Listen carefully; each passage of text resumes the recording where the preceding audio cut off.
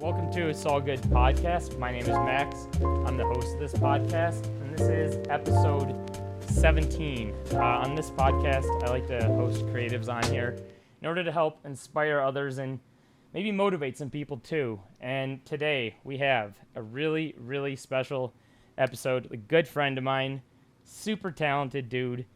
He has 3 titles he goes by. He goes by a photographer, a director, a cinematographer. We have the wonderful Orel Chollette. Thanks for coming to my podcast, dude. Appreciate it. Thanks for having me, man. Is this your first time on a podcast, or have you done one before? Or? So actually, 2020, there was a lot of people interviewing people at home. So this is probably my 4th one by now. And Hey, they're always a there good we time. go. Always a good time. Sick. Well, I'm glad to hear that. We have a lot of people on here that are on for the first time, and other people that have experience. I'm glad you got some podcast experience. Definitely. Yeah, we're gonna cover a lot of stuff in this episode.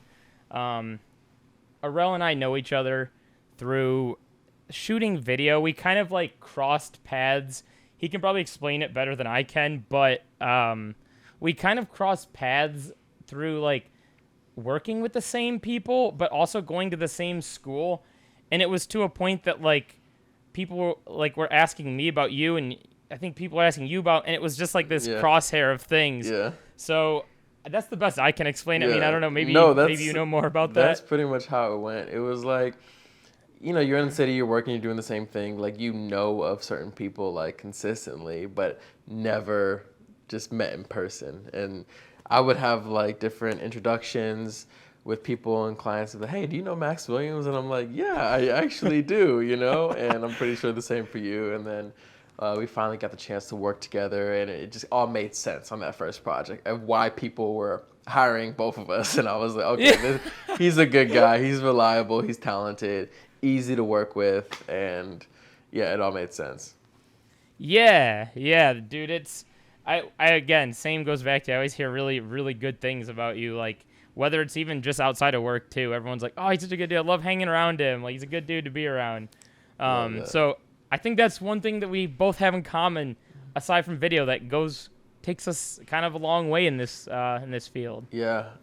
I think, I may not be trying to be the best or ever will be the best, but I'm trying to be the nicest, I'm trying to be the most fun.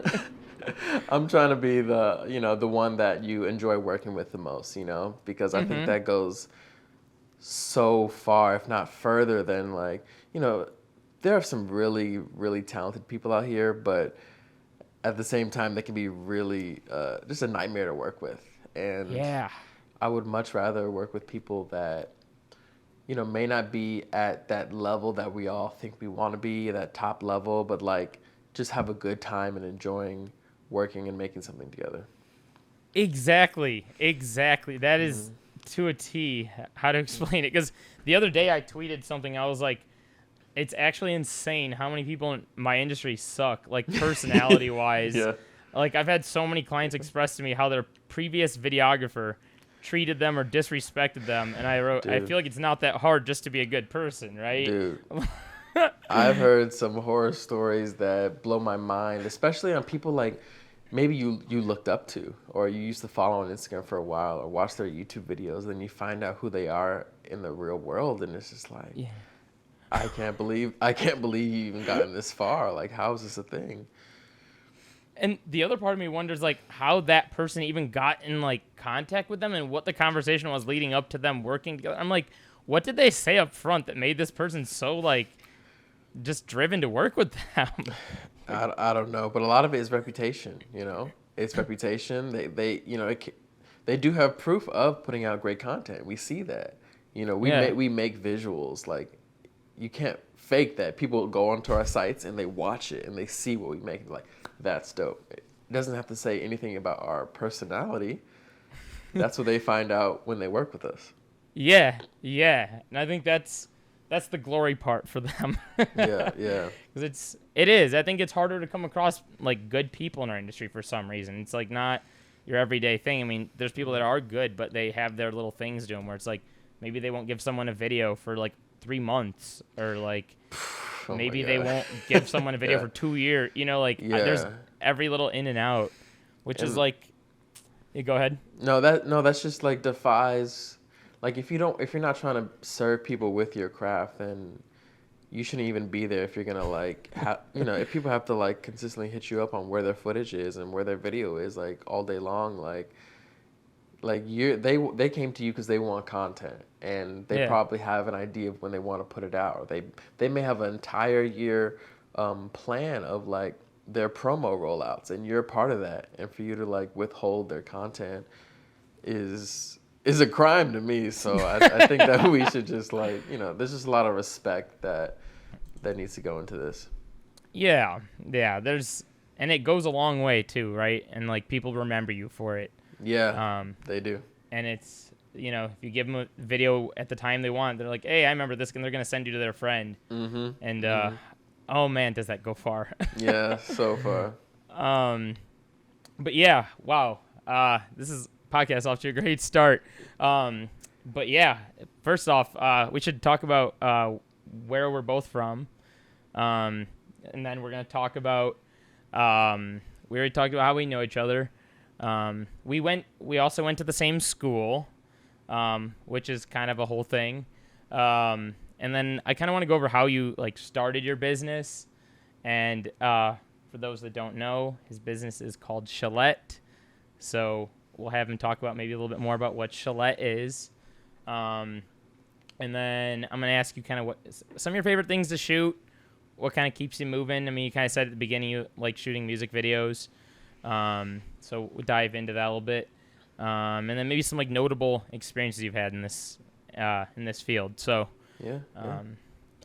yeah, I guess without further ado, so tell us where you're from. So I'm from Northern Virginia, basically like 20 minutes from Washington, D.C. And I grew up in I had a really good childhood. It was extremely diverse. There were people from all over the world. You couldn't tell what the majority was at my high school, whether it was Asian or white or black or Hispanic. So I got a big taste of the world growing up, and I really, really enjoyed that, and had a big interest on traveling.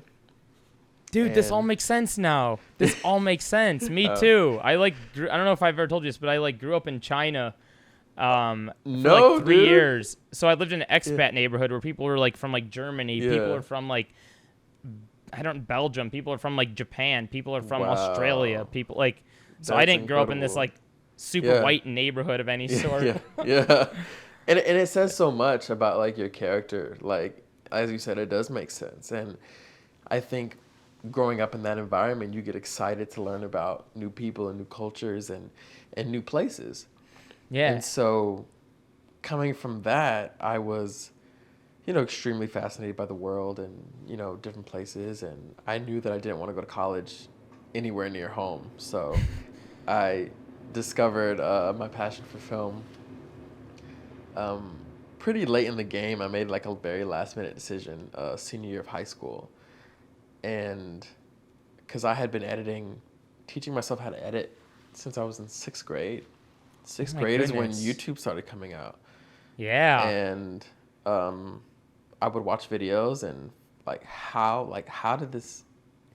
what is this magic? How did this video get onto this website? Who made this? What do you use to make that? I had all these questions in 6th grade, and I downloaded Windows Movie Maker on my like Dell laptop and home computer and taught myself how to edit. And I was an extremely average student, always. I just like a C average was like my max. I really couldn't. Same. I had a very tough time focusing on anything. Still today, I have a very tough time focusing or being invested in something that I just don't care about. Same. I can't fake it. Same, dude. There's no room to fake it. Like, I might as well be in science class, like, with my eyes underwater, my ears underwater, like, nothing was registering. Like, I'm trying, I can't remember anything. I can't, like, I'm reading things over and over again. Like, it just didn't interest me. And, but the only time I would get an A in high school, in middle school, was when I had a video project, and I was able to present my work in a video. And senior year of high school, I made this video called The Hayfield Experience, which was a mock of Ned's Declassified. I remember that show. I filmed teachers, I filmed students, I made like these unbelievable skits that were just like so goofy, and I filmed it all on my iPhone, and this is like 2013, and it went viral throughout the school. And teachers saw it, other schools saw it, kids were watching it at lunch, and No way. it was the first time a large group of people told me that I was good at something. Yeah. And that's when I decided that I wanted to pursue filmmaking. That's so cool. I never knew that. Not many people do, unless you knew me growing up, but that was a big push for me. Oh, that is so cool. Wow. That's like, I think that's what you need, right? Like, It seems to be like, in everyone's own unique experience, obviously, but it seems to be that's like most people that do video, they have that, there's like that little moment that it's like, this is what I should be doing. And it's crazy because for me, it was like filming skating. When I started making a bunch of skate videos, and more YouTube people, like you're saying, started seeing it, and people were like, yo, you should do this thing. And that was my little thing to start shooting video. I didn't think I'm going to start editing from there. Yeah. But I was like, I need to shoot video. Yeah. Which is really cool to hear that's kind of how you got your start, because I was in high school shooting videos too. And I had a video of mine, like, to this day, I think it has like 751,000 views on YouTube. Oh, wow, nice. Like, it's just a stupid video I made in high school. I'm like, jeez, man. And a lot of students from our college have that story where they I just used to make videos with my friends. And that's what led it. YouTube, I mean, YouTube created a lot of filmmakers and a lot of editors. That platform really did a lot for us. And it was nice to see in college how we could relate in that way. Yeah. And I don't know if we said it yet, but for those that don't know, we went to the world-renowned, famous Columbia College, Chicago, that everybody loves. Yeah. Everybody talks about their excellent experiences from.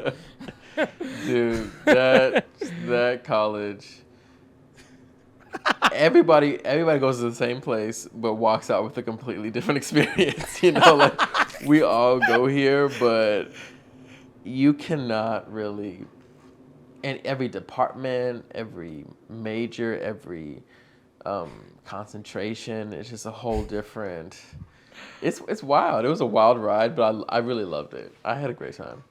I watched you have a YouTube video where you talked about your experience with it, and I've watched it like 2 or 3 times because I filmed a podcast on here that got a lot of traction where I was like dissing on Columbia. And and I was like, I need to watch Orel's video before I talk about this to see what Orel has to say real quickly. Columbia does not pay me to say anything. That was me and my just super excited days of like, I'm here in art school and I'm excited, and I still cherish that experience. And I have my things that I wish were better, and I've heard things from other departments, but the film school is the biggest school at the biggest department. So it's way more beefier. There's way more attention to it, and I hear things from my music majors and my dance majors, my theater majors, how it's just been like not the experience that we had. So but there's just endless stories on that school, as you said. I would love to have you on another time just to talk about just that. To talk honestly, about Columbia. A straight Columbia experience thing, because I think people appreciate it. But I think one thing that like I guess brings it all together is like, first off, you and I were in 2 separate. You were in television, or you were in. Film. I was in television. You were in film. So, which is crazy, like how we still cross paths there somehow. But on another thing too is like, I think that's the main thing we can take away from it, right? Mm-hmm. Like that's the main thing we could probably talk about is how without Columbia, I think you and I both met a lot of people there that have like sent us different ways and connected us to different people. So I think there's things that you and I have had the experience of that have been a result of Columbia and knowing people, maybe not a result of the teacher, but maybe like more of a result of knowing people and just being around other people that know people. Yeah. So I think that's the one good takeaway we can like for sure say and be confident about. Oh, at absolutely. least. I was just talking about that the other day, that if Columbia gave you anything, it's the network of people that you still work with today. Mm-hmm. Yeah, I think that, and that I honestly, like I said, that's the main takeaway from it. If you guys are enjoying this, then we're gonna do another episode. We're gonna talk about it. We're gonna break it down. We're gonna get an email from Columbia trying to shut your podcast down, or pay you to talk good about it. They have the best teachers. Right. They have the cleanest rooms ever. Literally. Everybody is so friendly. Nobody is weird. Everybody is very cool. Best school ever. Worth all of your money. You will not go broke when you leave. Right. We're still tipping them. Money. We're still tipping them for their service. We want to give them more money. Zero debt. You guys got that? You'll get tipped and have zero debt. Go to Columbia if you're listening to this. Oh my God. I've heard some weird stuff lately about how like the virtual Columbia is like really bad. I've just heard a lot of really weird things lately with it. I'm sure virtual any school is bad. It's just not what it should be. It's not what it's intended to be. And especially like how do you we can't make a film over Zoom, guys. You know, like let's you know, it's a shame. But I'm glad they're back. I see them going back, and my cousin is going there now, and she's enjoying it. And I'm happy that she gets to be in that environment of fellow filmmakers and artists, just artists in general. Yeah. So I guess that's a decent segue right into the next thing I was going to ask. Because, so out of like college, or probably while you're in college, I think you started it. But you started your business, which is now known as Chollette, which has been known as Chollette, I should say. How did you like start it from there? Was it, I mean, were you working different people, or were you shooting stuff, or like you kind of gave me a synopsis of like what got you going, but what like started Chollette? So Chollette started I think it was the end of my freshman year where I was learning, you know, who I was as an artist and trying to really understand what I wanted to offer and where I wanted to go. I had two friends that were probably 4 or 5 years older than me, I think, and they were like in their senior year. One was in the senior year of Columbia. One didn't go to Columbia, but he was a very well-known artist in the city, and they both had brands. They had websites, they had logos, they had their own work, and that really inspired me. And I would hang out with them all the time. I would like contribute what I knew how to do to them, contribute my visuals, and I wanted to develop my own brand as well. And I also saw other students, like fashion students and photographers, and following people on Instagram, like they had a brand. You know, it wasn't just like, here's me on Instagram, like walking my dog or, you know, sitting in the park. It's like, you know, I'm a brand. Like you can come to me for, you know, creativity and artistic contributions to your vision. So I wanted to develop something like that for myself. And so I wanted to develop a production company. And so nothing felt better than calling it Chollette, which is my last name. And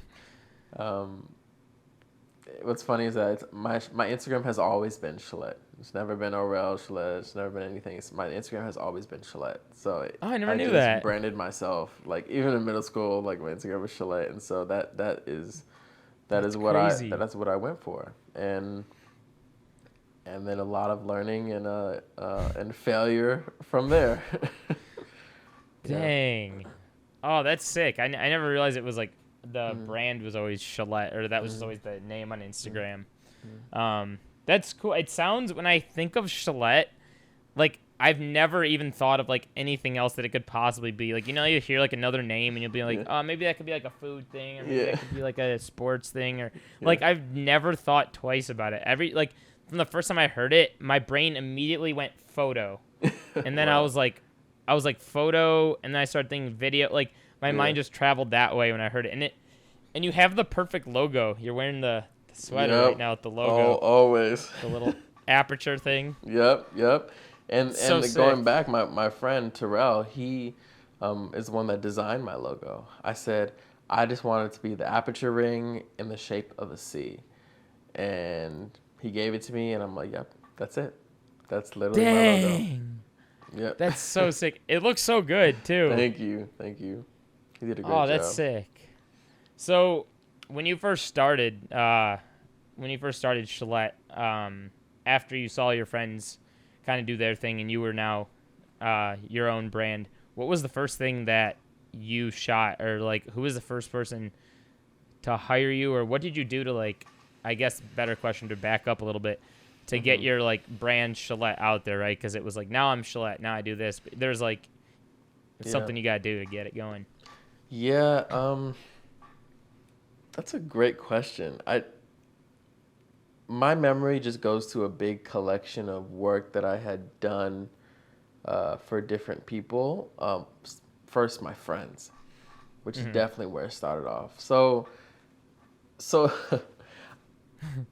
we're hearing about me being a photographer. I went to Columbia for film. We talked about film. We talked about music video. But there's a huge photography aspect of my brand. And that came... Photography was honestly a hobby that went too far. And that's honestly... there's no better way to describe what photography is to me and how it happened. Because when I'm in film school, I'm like, why am I in film school without a camera? And so I need a camera because I need to film things, right? Yeah. And I need to learn and practice. So I got a camera, and it was like a Canon T3i Rebel, and it had the kit lens and everything from like Amazon. And We love the kit lines. So good.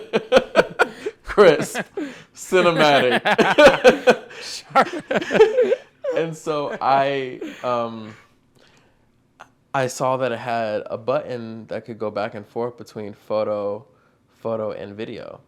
And so I was like, oh, it can take pictures too. And so like I took a picture, and it was like completely white, overexposed, and just like terrible. And I was like, wow. In manual mode. Literally in manual mode. And so one time my friend was like, can you take some pictures for me for my fashion website? And I was like, I'm not a photographer. Like, I'm not. She's like, you can do it. You have a camera. You can do it. And so I took a few pictures for her, and she loved them. But I was like, looking at them, I'm like, I think this can be a little better, you know? Like, I think I can do better than this. And that's what happened. Every photo show, I'm like, I can do better the next time. And became known as a photographer.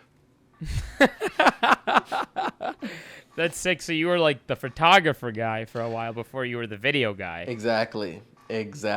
Which was tough because I was, learning how to brand myself properly.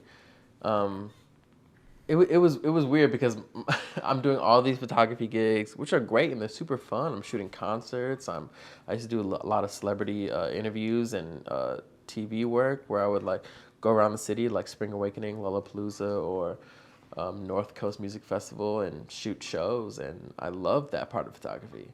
But my mom's talking to me, and she's like, I did not send you to college to be a photographer. And I'm like, you're right. And when I would go to hang out with my friends, they would introduce me. They'd be like, oh, this is Chollette. He's a photographer. And I'm like, I am, but like, I'm doing all this film work in school, but I'm not promoting it. And I'm realizing that people really do see you for what you put out on Instagram. You know what I mean? So I'm putting out all the photography on Instagram. But people have no idea that I do film, that I'm producing film, that I'm writing scripts, that I'm like, really into this world. And so there was a moment where I had to completely reshift how I wanted to brand myself with both photo and so video. hard. Yeah. So hard. Oh, what did you do then? Because I kind of had a similar transition like that too, but I'm really curious what you had to do to like. Was it just a matter of posting things? Because like Yeah. I know that helps, but like you have to like break that whole thing of your friend being like, all right, this is our photographer, this is our photographer. Because then once they have that in their head, that's what they are. It's like when I go to McDonald's, they have burgers and fries. They have burgers and fries, and then them being like, oh, now we have tacos. I'm like, I'm not gonna. How do I remember them for their tacos now? Yeah. You know what I mean? Like Exactly.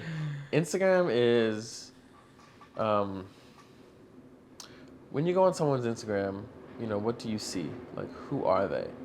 And I always ask myself that, like, what do people see without any bio, without any wording? Like, what do they see? And it was all photography on my Instagram. So I was like, I look like a photographer. And I am. But I need to showcase more of what else that I really do, which is video. And I love music videos. And so I used to make those rows of 3. It was like photo, photo, photo, photo, photo, photo, the same shoot. Oh, those. So I had like an aesthetic.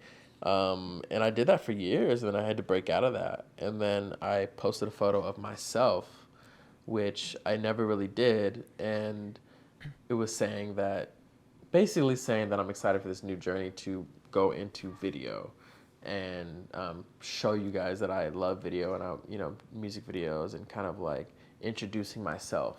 And people really love that, People really like to see, who the artist is. I love behind the scenes of movies that I love. I love behind the scenes of how things happened, or meeting an artist that you looked up to and you get to meet them in person. Like, it's cool. So it's really I learned cool. that people want to see you just as much as they want to see your art.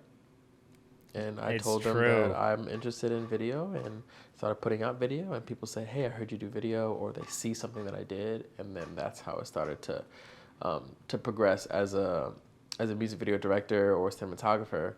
But at the same time, all those years of photo shoots, people didn't forget that. People didn't forget about that. So I was able to still pursue both. Oh, that's so cool. That is so cool. It's crazy. Instagram, like, just making, like I'm not going to say one post, but making, like, a post plus a few other posts, too. Like, what a difference that can make. And just, like, that shift. Because, again, we're visual people. People are come to us for visuals, so they're looking for the visuals. So what they see is what they know. Yeah, exactly. So that's really cool that you're able to make that shift like that. Do you remember what the first like music video you did was, or like what? Yeah. How did you even? Because now you have obviously. I do want to talk about that on this episode because you have a really intense music video process that you go through, and I've seen some, especially like you were doing that stuff with Megan. I saw for a while that was really sick. Oh, thank you. And I'm sure you've done like a ton of other videos since then. But I want to talk about like what was that first music video you did compared to, I guess, now, like what? So my first music video that I presented to everyone was for a girl I was dating at the time, Anna Augusta, and she is a singer, and we were both at Columbia. Like, she's pursuing music, I'm pursuing film, and what better person to trust than somebody like that? So we worked on her first music video together, and we shot it in like the night before. We were supposed to shoot it. It's supposed to be all outdoors, an entire outdoor scene. And the night before, I look at my phone. It says literally going to be a blizzard the whole day. And I told her, I'm like it's literally going to be a blizzard. What do you want to do? And she said that she still wanted to shoot it. And so I was down. My friend Zoe, who was an editor, and she really pushed the project as well. Like, she was super into it, so she wanted to. Is this editing Zoe that I know? Zoe Bauer? Yeah. So it was her, Zoe, Anna, and then Austin, who I still shoot with today. And the 4 of us went out and shot that music video in the blizzard, and it actually turned out way better if it wasn't a blizzard. You know what I mean? Like, it just looked so cool. Like, she was literally out there in the storm performing and singing, and she did a great job. Zoe did a great job. I thought I didn't do too bad. And that was the first music video that I pushed out and showed people. And her friends saw, my friends saw, and it started to pick up from there. Wow, that's so cool. And it, again, yeah, it's crazy. Like, what'd you do? Did you share that? You shared it on Instagram once it was out, or you have it on YouTube? Yeah, or? yeah, it's on YouTube. It's called Never Fall by Anna Augusta. She still has it on her page. I'm not sure. I haven't seen it in a while, but that was the first music video. And what was that shot on? What camera? I think that was that was shot on my Canon 5D. Oh, Mark III. Yeah. the good old DSLR music videos. Yeah, seriously. Oh my Yeah, god. it Now, was on 5D. this is a question I love asking this question. What did you don't have to give me an exact number. You could give me a ballpark if you don't feel comfortable saying a number. But what did you charge for it at the time, or did you not charge? Oh no, I didn't. It was your girlfriend, No, right? yeah, that was my girlfriend. So I didn't Okay, charge her. No. well, okay, better question. What did you Yeah. charge for the first music video that you charged for? As I meant to ask. Was it like under $1,000? Oh, absolutely. I think it was probably the first one after that. I'm not even sure what it was, but I say no more than $400. Yeah. Yeah. 400, Yeah. 300, you know. 300 is always that, like, you know, like, I feel like 300 is that first, like, big budget pitch you give. Like, it is. 200 sounds too low. 400 sounds too much. But if I pitch them $300, I'm getting paid. You know, they're going to respect me. It's going to be, it's like when you're like 21 years old and you don't know what to pitch, 300 for some reason that like just sounds good, you know? And now we're like, what the heck? That was literally nothing. It's so funny that you said that because one of my clients like a handful of months ago messaged me and was like, hey, I'm trying to do this music video. Like, you think we can get it done for like 300? And I was like, I like had a moment. I like froze. I was like, did homie really just say 300? Yeah. I was like, what is up with this? And then I like looked back and I was like, wow, this is like the first music video I ever shot with this person. Like, no wonder they said that number. Yeah. Like, that number didn't just come out of the blue.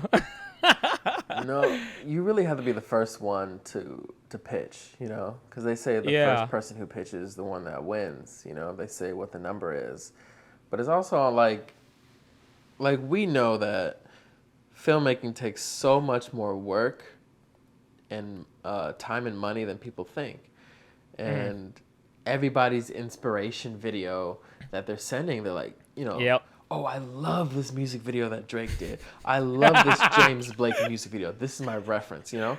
Every reference that they're going to send you is a budget over $100K, you know? Yeah. At least, you know? And so you have to, you know, I'm not at that level where I'm working with people with $100K budgets, you know? I'm working with friends, extensions of friends, or independent artists, you know? And I don't expect them to have that kind of money. Yeah. But I do expect them to have to pay a certain amount to get a certain level of quality. And so pitching is hard, you know, like we get that all the time. And, you know, my friend Brian, he said it so funny. He was like, I feel like we get ghosted more than anybody on Instagram, you know? We do. And you got to get used to that, you know? Like, yeah. I send emails all the time. Like, yeah, this is the rate, this is the rate, this is the rate, you know? If you want to talk more, let me know. And, you know, maybe like 2 out of 8 will respond, you know, and that's okay. That's okay, you know, but I'm at least letting them know. I'm saying, you want to hire me because you've seen this, you know, you've seen these videos that I've done, you know, and I appreciate your interest in working with me. But all those videos were done on a budget of this range. Yeah. And then we move forward, you know? And it's so like, and it's so hard too, because like you said, everything is different. So when they send you a music video, like Drake did this, or, you know, Rihanna did this, or whatever it is, and you look at it and they're like, I want this. And then you can't quite match that, but you can get something close, if not similar. And so you have to think about like, all right, well, what do I need to charge to get something similar to that? That doesn't seem like it's overkill that matches what I can do. True. And then it goes with the whole thing of like, now who do I need to hire for this that can make this happen? Yeah. And are they available? And there's so many moving parts to it that it almost like it gets stressful, but it doesn't because I love doing it. But it's like there's just so many moving parts to your point. Yeah, yeah. I think that I've kind of ended up in worse shape by trying to attempt those big budget music video references. You know what I mean? Where like it's maybe out of my league, or there's like way more crew involved than I have, and I kind of fall short. You know, and instead of trying to like give people this grand vision they see on these super high budget music videos that we all love, which is super dope, I just feel like, you know, you have to be realistic on where you are and protect your brand, you know, because I've tried to give somebody something like that, but I didn't really know how to do it, and neither did my crew. And, you know, we were very skilled with where we are, but like just with certain things, you know, you just got to be honest with yourself if you can take it on or not, or be honest to the client to try to create something new, but still very, very artistic. Yeah, and it's kind of going off what you said. It's like setting expectations of what's real too, and like a lot of that too, in terms of like on top of setting it up, I should say, and having all that and trying to figure out what you can do, is like explaining how long this is gonna take and how many takes we need to do. Because I've been in a lot of situations, like not recently, but like I'd say a few years ago, where I'd be shooting something and then they'd be like, "All right, cool, moving on," and it was like, whoa, pump the brakes. Like, we got to do like 5 takes of this. We got to do 6 takes of this, like 7 takes. We got to do the takes until you like it and until I like it, until it matches what we're trying to achieve. Exactly. And that is a hard thing to understand, I think, for a lot of people. And it comes again with setting expectations. And I think the fact that we're both honest people and like set expectations is what makes people be like, you know, we like this guy, and he's not like trying to steal our money. Yeah, he's not at all. Charging what he can do for the time that, you know, he's giving us. So it's like they get it. I always try to match that, right? Like the time, and it's so much. I'd rather just a client not ask all those questions and just trust me, you know, because like I don't need to, you know, if I'm gonna hire someone to do something, I'm doing it because I don't know how the hell to do it. I can't do it. And I want someone that I admire and trust to do it. And if I trust them, then I wouldn't be asking them all these questions at the same time. You know what I mean? Exactly. If you tell me that it's going to take this long to create this project, whatever we're doing, and you need this and you need that, then my only answer to you is yes or no. You know what I mean? Yeah, because same. like no problem. Like, you're the professional here. I don't know what I'm doing. You know what I mean? Yeah. Like, you're not going to try to learn a new language from somebody and ask them if they're sure, if that's how you say that word. Like, you know nothing. You're here to learn. That's it. And if you have that trust, then it's just a better working relationship. Exactly. And I guess that's actually a perfect segue, because you brought up in the past, and you brought up before we got on here, is that you enjoy like teaching people. Doing, you know, video or teaching them, and you've ran like a couple like workshops previously, doing that kind of stuff. So, I mean, I know like I guess the reason I was using it as a segue is because it, like, when you're shooting video, it's kind of like it's almost like a teaching process. You're kind of like teaching them kind of how it's going. They're kind of learning how you're working throughout the day. So you're kind of bouncing off one another. So it's almost like a learning process for them. And I'm sure you having that experience has helped you to get in a spot to teach other people how to tackle what you're doing. Yeah. Talk about that a little bit. Like, what have you done as far as like, do you run workshops right now for that, or how you doing that? So the other day, I shot a music video where I ran into 3 different people who I had all met through them reaching out wanting to help on a project. We went to this guy came to help me on a music video, to help me unload all the gear, and we went into the pier space. the peer space, the Wow. guy who was running the peer space, I was like, yo, what's up, man? I didn't know he was going to be there. He was on another project with me. And then I had another guy who came and helped, who was on another music video that he watched me, was shadowing me. So it was such a nice moment to see, like, you know, how many people that I've helped or brought onto a shoot, and I love that. You know, I love learning, but I also know that it doesn't seem like that long ago that I started to me. You know, I still feel like I'm learning so much. There's so much that, you know, I'm still trying to figure out, but I do feel like I've got it down at this point. You know what I mean? As far as like the basics of like how to be confident to people and how to present yourself as a confident production company, how to Yeah. really get the shots that you need, how to be artistic, how to stay creative. And I know people are trying to figure out how to make that first step, and they're nervous and they're anxious, and you know they know that cameras cost a lot of money and they don't know where to start. Yeah. But And I it's really, scary. it is scary. Steer people away. It's very scary. But I really love, you know, when people reach out to me and ask to help on a set, you know, because that's the best experience that I can give them is for them to, you know, get on set, meet me, meet the client, and just like, you know, make them a PA for the day so they can just learn. That's the best way you're gonna learn. And I always ask them like, what are you most interested in? Is it the editing process? Is it how to talk to the client? Is it branding? Is it this and that?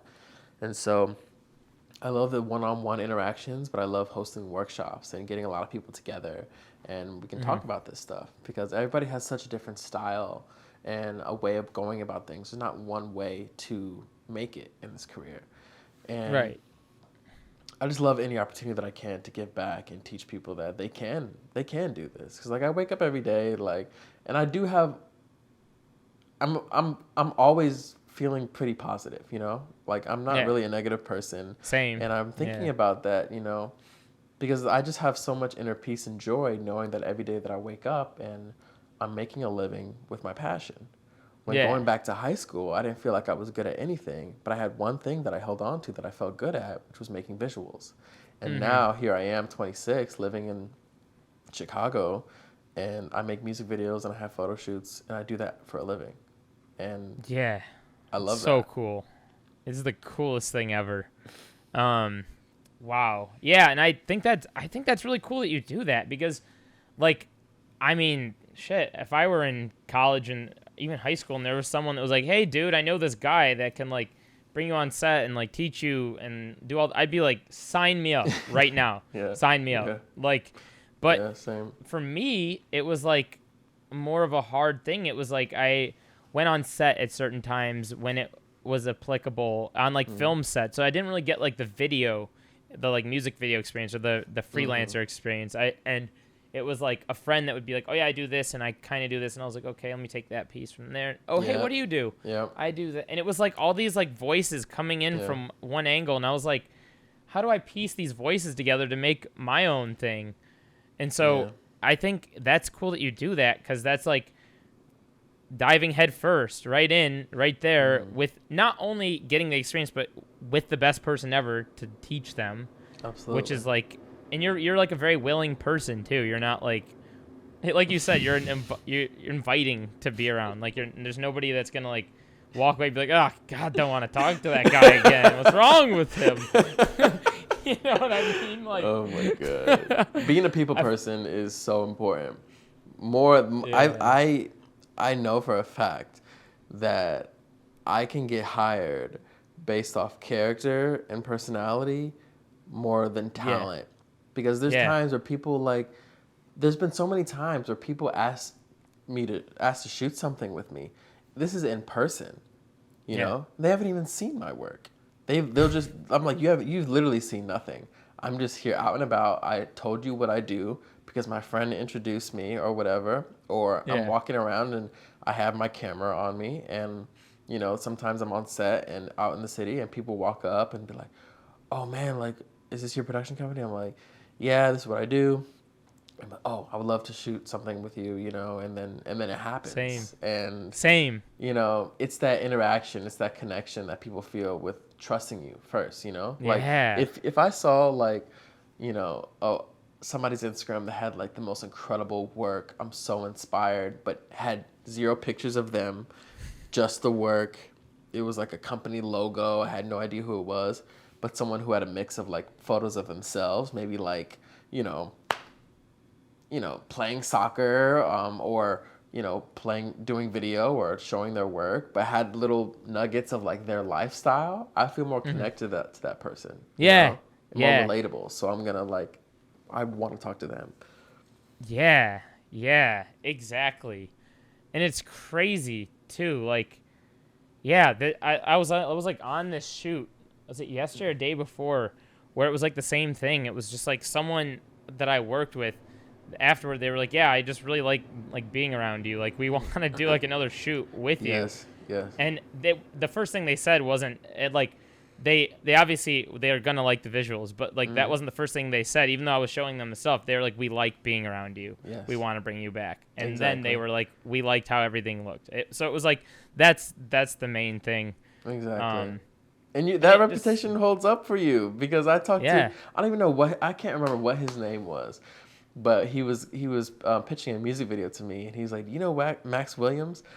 And I was like, yeah, I do. And he was like, dude, he is one of the nicest guys I've worked with, He didn't say anything about what you shot, what it looked like, how the production went. He said something about your character.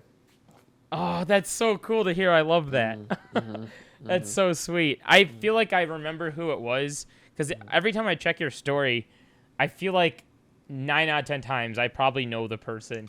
And I'm like, oh my, I'll like DM you. You probably see those DMs me all the time. I'm like, yo, I know him. I know him.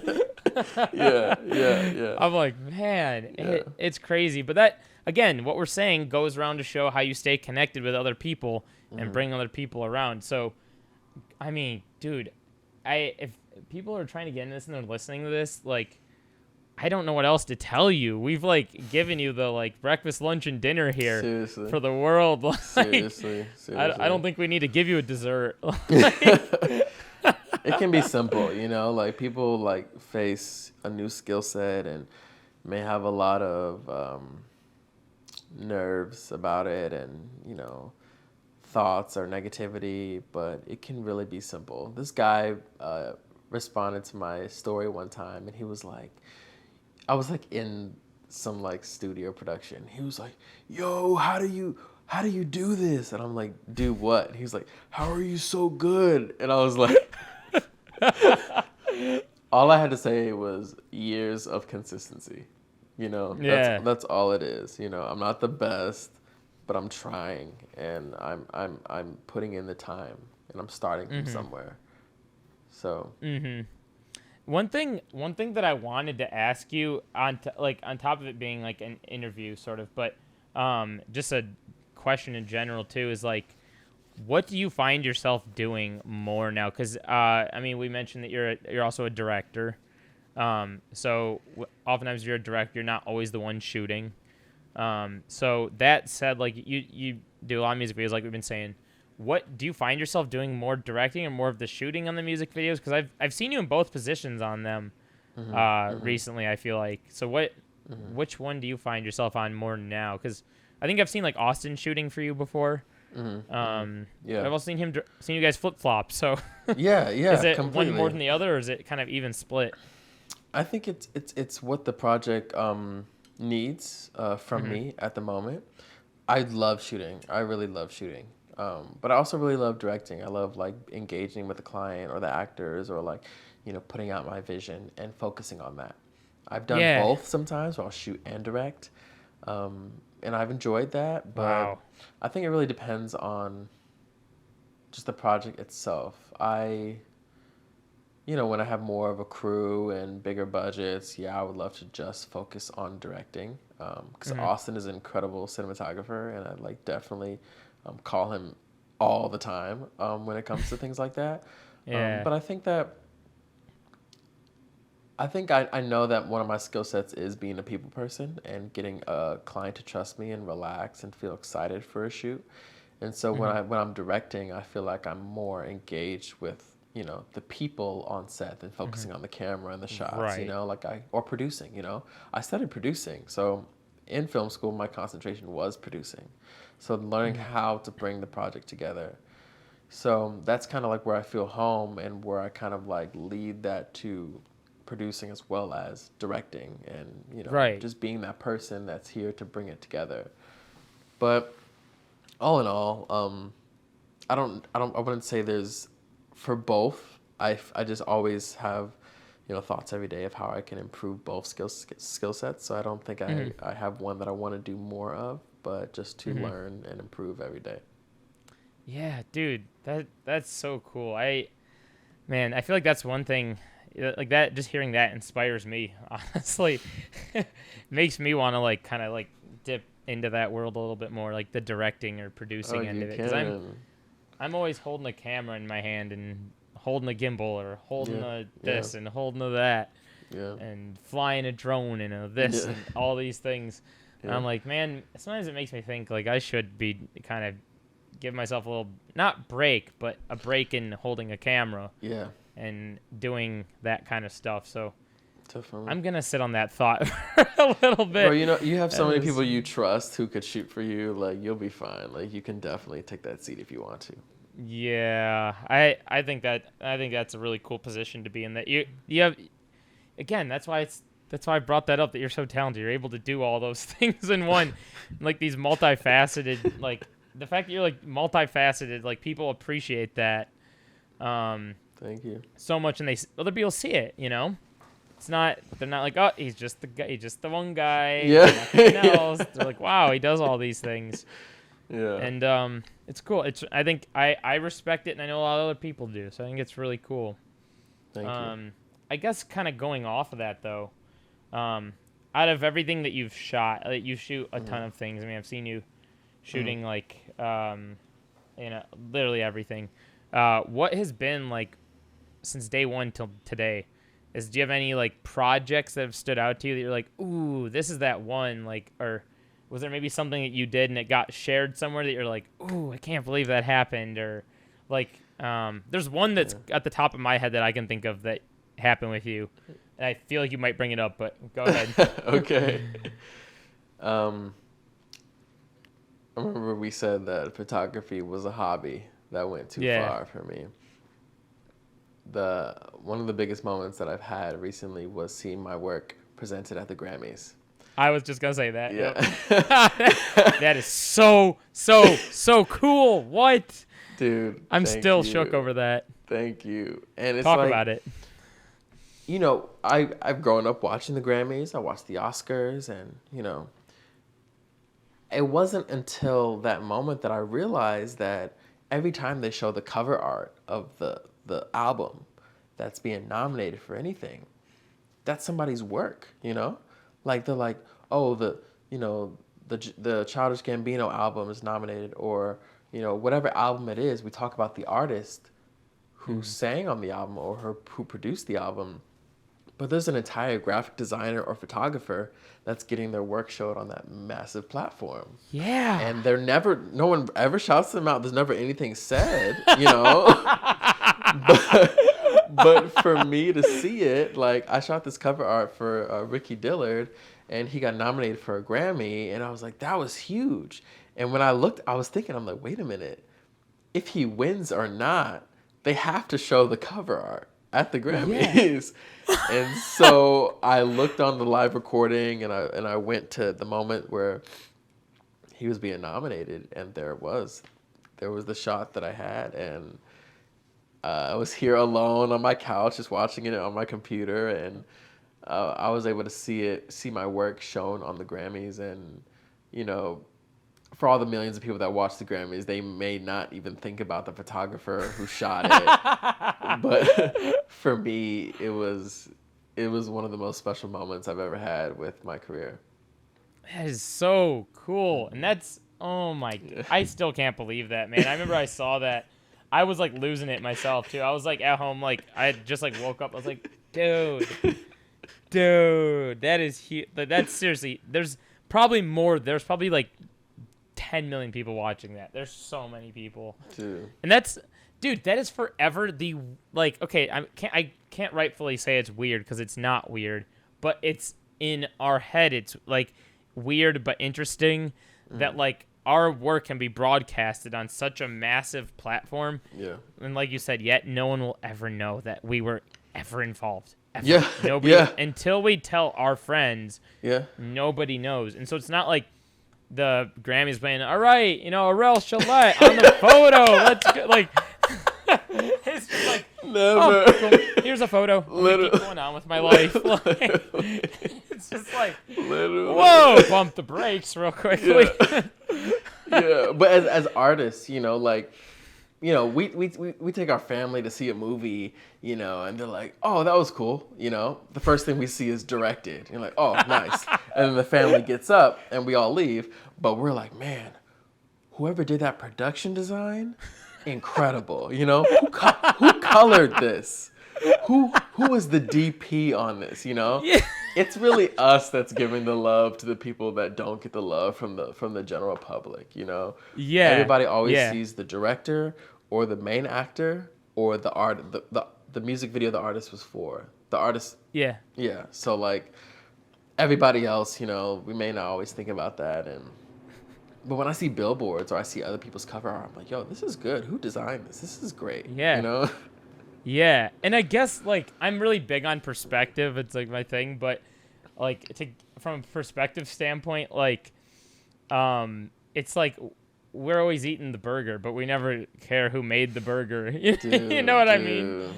Like we're not like, tell us what you put in the burger. How did you melt it? How did you all this stuff? We don't care. We're just eating the burger. Literally. They're just taking the photo and putting it on their thing. Yeah. They don't.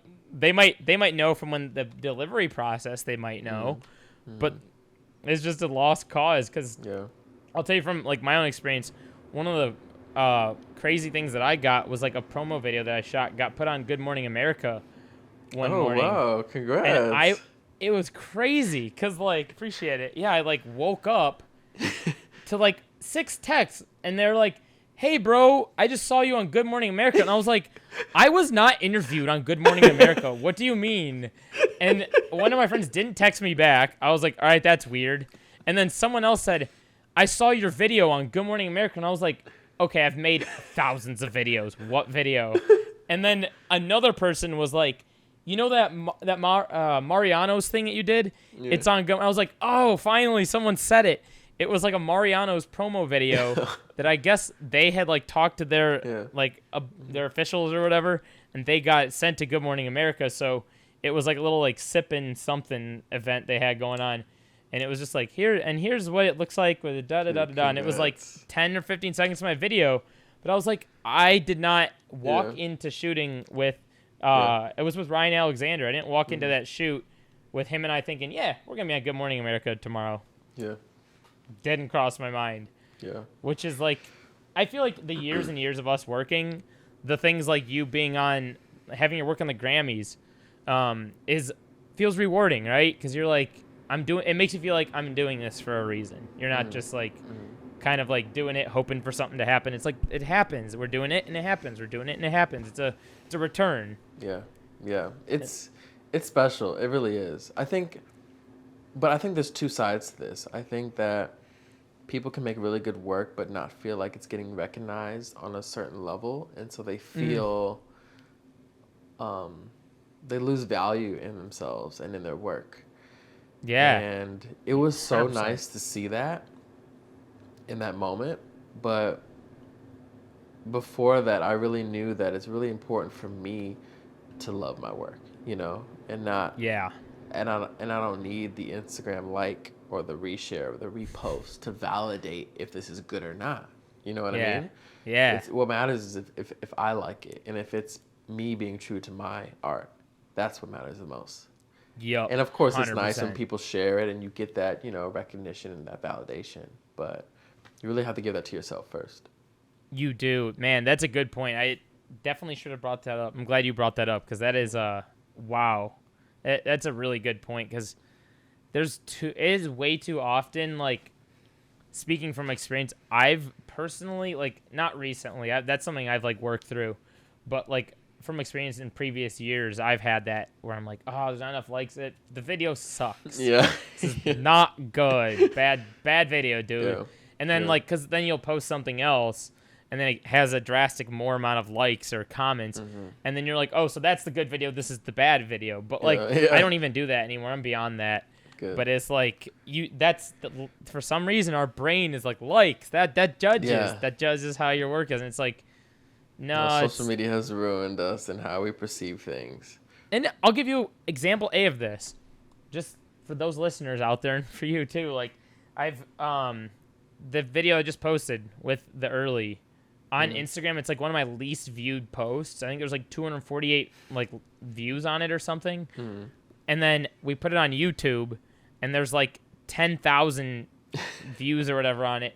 And we didn't even like, I wasn't even like looking at it. All of a sudden it just went crazy. And we walked away from that shoot and it got it done. And we were all like, we love this. This is really good. We like this. And then put it out, and we were already feeling good, and it's going crazy. So it's like, it just shows that like nobody should sit there and wait on a like count for it to be like if this is good or bad. Because we both, to be completely transparent and honest, we both after it we're like, we killed it on the last video. The last video didn't get nearly the same amount of views, but we sat down. We're like, we killed it on the last video too. And they're like, we made a really good song, didn't get the same amount of views, but. Doesn't matter. It does not matter. That happens, man. That happens. Yeah. It's crazy. Yeah, I think that like, sometimes I used to be discouraged at like things not getting as many likes as I wanted them to get, or when I thought, I'm like, I spent like 2 days editing this and it gets like less likes than a photo of me doing literally nothing. I don't understand. But what matters is that it's there, because I know that the people who do want to hire you, that's that one person that's looking at your page, and they're going to see that and be like, oh, I'm going to book him for this. You know what I mean? Yeah. Which leads to more work, which leads to bigger projects and recognition. So it's hard, but you kind of really got to like not let the likes get you down. Yeah. And I think I have like two kind of last questions here for the episode.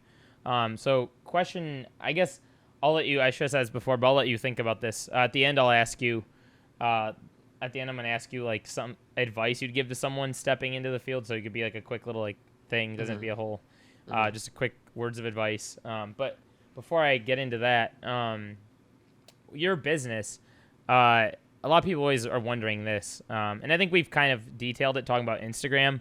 But do you find like a lot of your work coming from Instagram, or are people going on your website, or like, obviously like people DM us, they message us on Instagram a lot. Yeah. But what are you finding that is like most useful for your business? Is it Instagram or your website, or other than knowing people? Because we talked about that a little bit. Yeah, Instagram is definitely number one. It spreads the fastest. It can spread in any city that I'm in. Tags, hashtags. There's a lot of shit. The Grammy opportunity came from hashtag Chicago photographer. That's how I got it. The label was looking for somebody in Chicago to shoot the cover art, and the creative director, he did hashtag Chicago photographer and found me. Wow. That's it. It wasn't my website. It wasn't, a referral at all. It was my work being online, available for people to see. Remember, like I said, that one person that may be looking at your Instagram can change your life. Your work needs to be there. And so he saw that and reached out to me. So I would say that Instagram. Power of hashtags. Do not let that one slide, anybody listening. That is I think I've officially woke up to like 2 or 3 DMs a day at this point that come from hashtags. Straight up. And it's like, that some of them are really good. Yeah. Other ones are just absolutely insane. There's like almost no in between. Yeah. Like I've had people question me why I'm not gonna work for them for free because of a hashtag. Dude. That's how insane they get sometimes. No. And I'm just like, I could care less. I have to message them and be like, dude, I have been in this business for like more than 6 years. I've been shooting video for more than 13 years. No way. Yeah, no way. Not going down for free. Unless you're buying me a house and you're getting me a... then maybe we have a conversation there. But it's so other than that, disrespectful. I hate it. Conversation holds no place. No, not at all. Keep it moving. Which is crazy. Yeah, I guess we could dive into that last question then. Did you have any just a quick like synopsis or just last minute like words of advice for someone that, you know, they're trying to get their feet wet and they want to just get into this world? I mean, we brought that up at the beginning, but yeah, I think what helped me the most were a few things. One was to look at a photo or a video that you admire, something that I like, and try my best to recreate it. right. Try everything that I have available to me to recreate that lighting, that style, that crispness, that motion blur, those colors, and really try to make that happen. Because that's what your whole career is going to be based off. Somebody's going to bring you a reference video or a reference image and say, I like this. Can we do that? And so you need to build a catalog in your mind of how to create so many different kind of styles of work. So, and it happens all the time until people are referencing your own work, which was the nicest part about it. But Yeah. I try to look at images and really think like, do I know how to create that? Do I know how to make something similar to that? How do they do that? And then another thing is, again, to Instagram,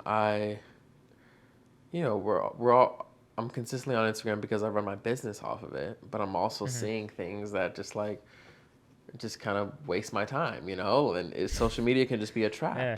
But Instagram has an amazing button called the mute button.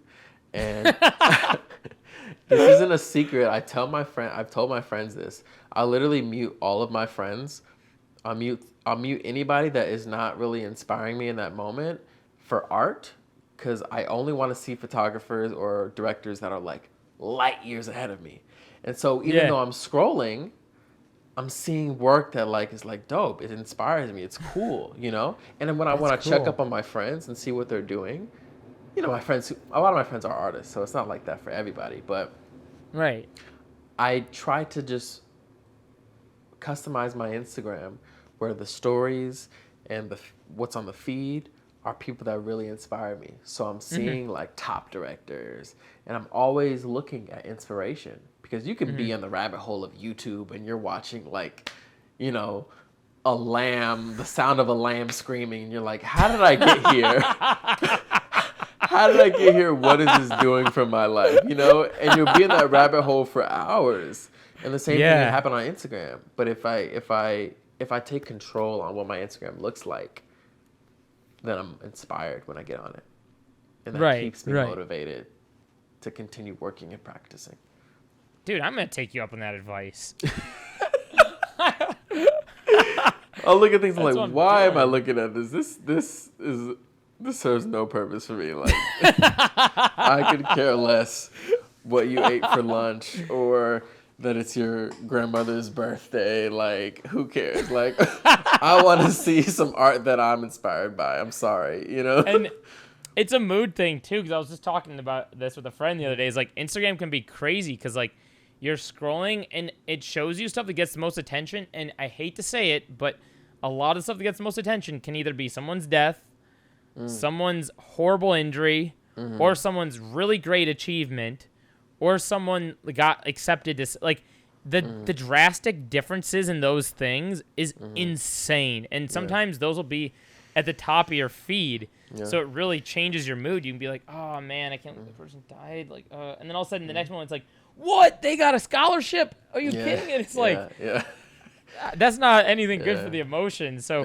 the fact that you're keeping that inspiration going and not like switching up your emotions, like, I'm sure that goes a million miles.